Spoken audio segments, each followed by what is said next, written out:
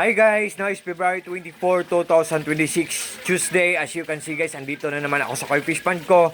Kasi gabi na naman, so it's about time to feed their dinner meal. So bago lang ako napapakain ng dinner nila guys. Oh, look at them guys, oh, they're still eating guys. Oh, hindi pa naubos ang mga pagkain lagi. So, ito po ang mga pets ko guys, mga koi fishes.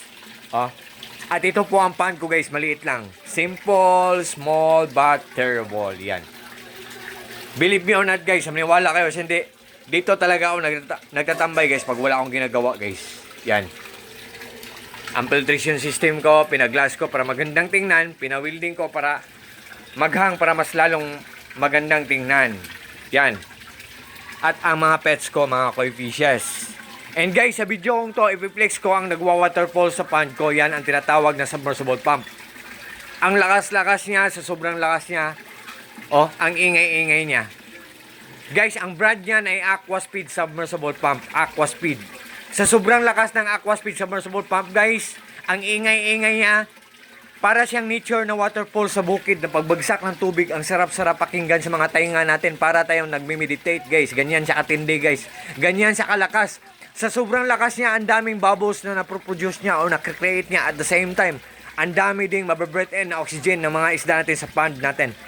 Yan. At kahit malakas siya guys, matipid lang siyang kumain ng kuryente. Ayop maniwala po kayo sa akin guys kasi meron kaming solar power system setup. Marami kaming zero electric bill kami every month. Wala kaming binabayaran na kuryente maski pyesa o every month guys. Kasi marami kaming mga solar panels sa bubong namin, sa roof namin. May batteries kami. May mga batteries kami marami. May inverter kami na malaki. At may portable solar generator kami. Dalawa. May generator kami, dalawa. Portable solar generator at may monitoring. Nalalaman ko o namomonitor ko ang isang gadget guys.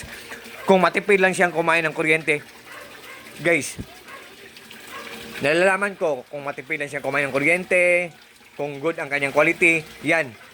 So, guys, ayop maniwala kayo sa product na nire-recommend ko. Sa link ko, Aquaspeed Submersible Pump guys. Sa mga ano dyan, tingnan nyo lang sa mga previous videos ko guys. Sa pinipin ko guys, sa ano, sa showcase ko.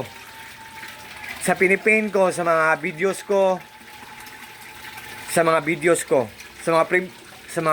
previous videos ko, ang pinipin ko doon. Kasi meron akong dalawang portable solar generator guys, malaki at maliit. Yan. Nalalaman ko o namomonitor ko kung matipid lang siyang kumain ng kuryente. Yan. Submersible pump guys ha, Aquaspeed Submersible Pump. Ang lakas-lakas niya pero kahit malakas siya, matipid lang siyang kumain ng kuryente. Good pa ang quality tapos mura lang. To all my friends po, thank you so much sa trust po at suporta.